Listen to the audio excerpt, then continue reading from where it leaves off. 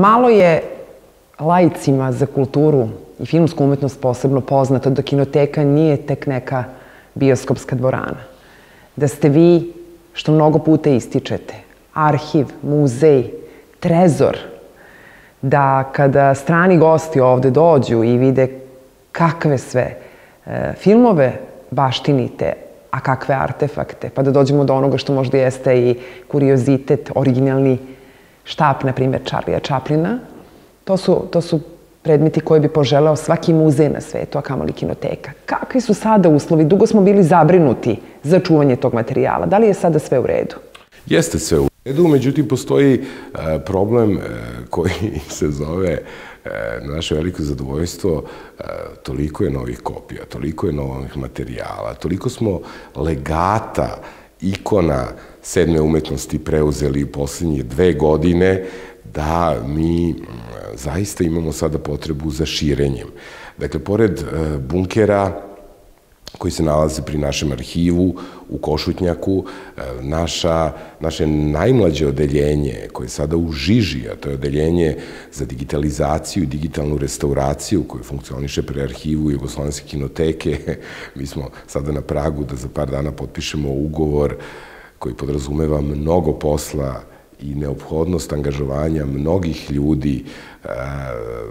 Prosto mi se širimo i možda zvuči čudno da nešto što je u svesti najvećeg broja onih koji gledaju ovaj razgovor, muzej, da se širi, ali mi se na dnevnoj bazi širimo.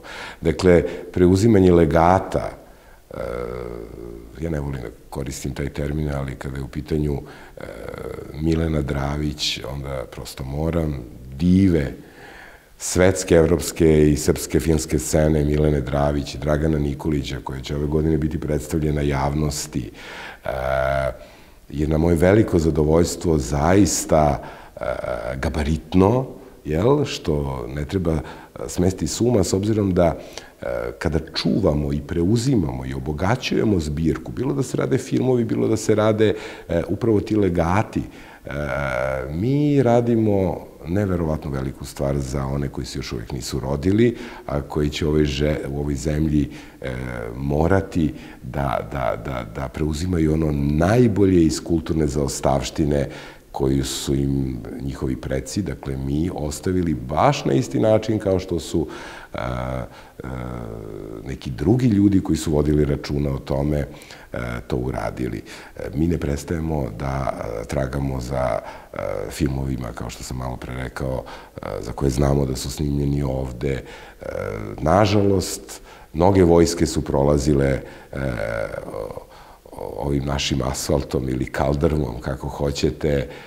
Mnogi strani vojnici su zabeležili neke snimke koji su izuzetno važni. Na svaku poluinformaciju da nešto postoji negde, mi reagujemo. Mi ne bežimo od toga da kada imamo saznanje da se negde u nekom gradu na svetu nalazi nešto što bi bilo interesantno, da damo oglas u lokalnim novinama, kako god da je država u pitanju, i da dođemo do rezultata koji će uskoro biti predstavljeni javnosti. Burna prošlost Beograda je zabeležena okom kamere. Postoji period, a to je okupacija za vreme Prvog svetskog rata Beograda, gde i nema toliko materijala. Međutim, kada je Srbija u pitanju, Srbija nije toliko slikana kao ostali delovi Kraljevine. Naprimer, Dubrovnik, Split, Šibenik, Bled, apsolutno, Bled, da, nedavno sam gledao prvi put neke materijale snimljene na Bledu sa kraljem Aleksandrom, koje su fantastični, vrlo uskoro će ih videti i javnost u Srbiji. Zbog toga svaka poluinformacija da negde postoji snimak nas alarmira i onda reagujemo. Dobro je što u kinoteci rade ljudi koji su posvećeni tome i koji su spremni bukvalno 24 sata dnevno budu aktivni kada to nalaže posao, jer bez ljubavi prema tome, mada ja mislim u kom god segmentu kulture da ste angažovani, ukoliko ljubav prema umetnosti nije ispred svega ostalog, vi prosto onda niste za taj posao. Mislim, možda se neko neće složiti sa mnom, ali nazovite me onda starom gardom.